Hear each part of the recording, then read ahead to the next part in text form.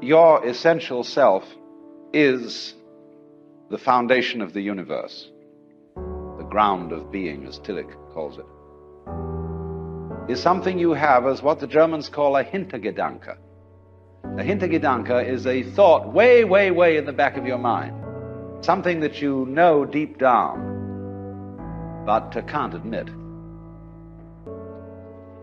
You see, the problem is this. We identify in our experience a differentiation between what we do and what happens to us. We have a certain number of actions that we define as voluntary.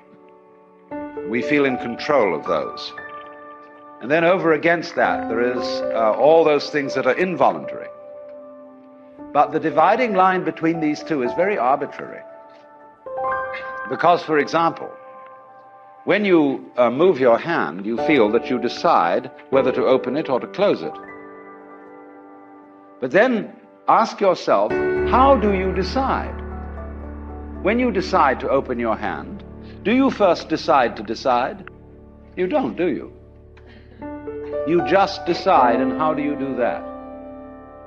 And if you don't know how you do it, is it voluntary or involuntary? Let's consider breathing. You can feel that you breathe deliberately. You can control your breath. But when you don't think about it, it goes on. Is it voluntary or involuntary? That much of my activity which I feel I do.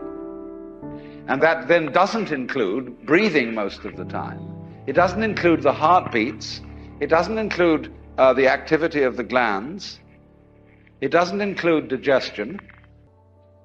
Do you or do you not do these things? Now, if you get with yourself and you find out that you are all of yourself, a very strange thing happens. You find that your body knows that you are one with the universe.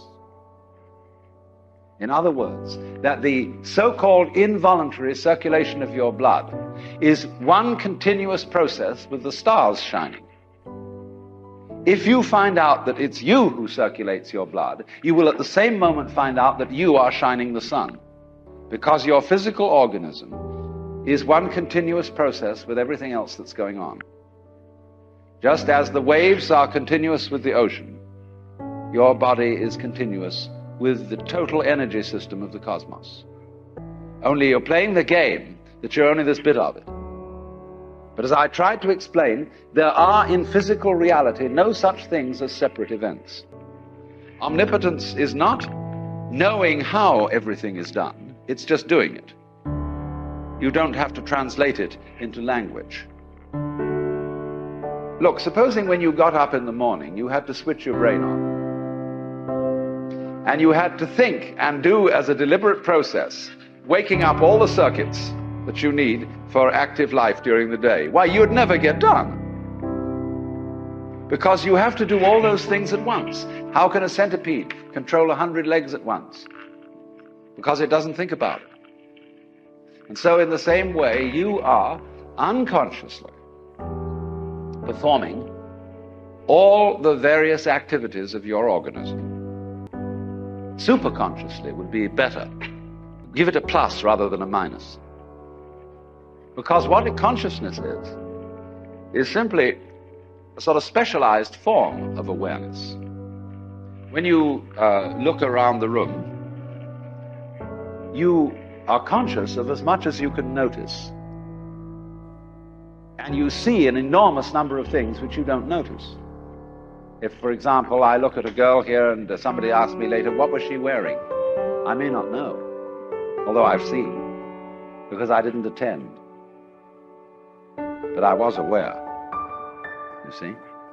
In order to understand what the self is, you have to remember that it doesn't need to remember anything. Just like you don't need to know how you work your thyroid gland. Doesn't it really astonish you that you are this fantastically complex thing? And that you're doing all of this and you never had any education in how to do it? You never learned, but you're this miracle? Well, the point is that from a strictly physical, scientific standpoint, This organism is a continuous energy with everything else that's going on. Only we've got this little partial view. We've got the idea that, no, I'm just something in this body, the ego. The ego is nothing other than the focus of conscious attention. And the moment we cease to identify with the ego and become aware that we are the whole organism, you realize that as the first thing how harmonious it all is. Because your organism is a miracle of harmony. All this thing functioning together. Even those corpuscles and creatures that are fighting each other in the bloodstream and eating each other up. If they weren't doing that, you wouldn't be healthy. So what is discord at one level of your being is harmony at a higher level. And you begin to realize that, and you begin to be aware too that the discords of your life and the discords of people's life, which are a fight at one level, at a higher level of the universe, are healthy and harmonious. And you suddenly realize that everything that you are and do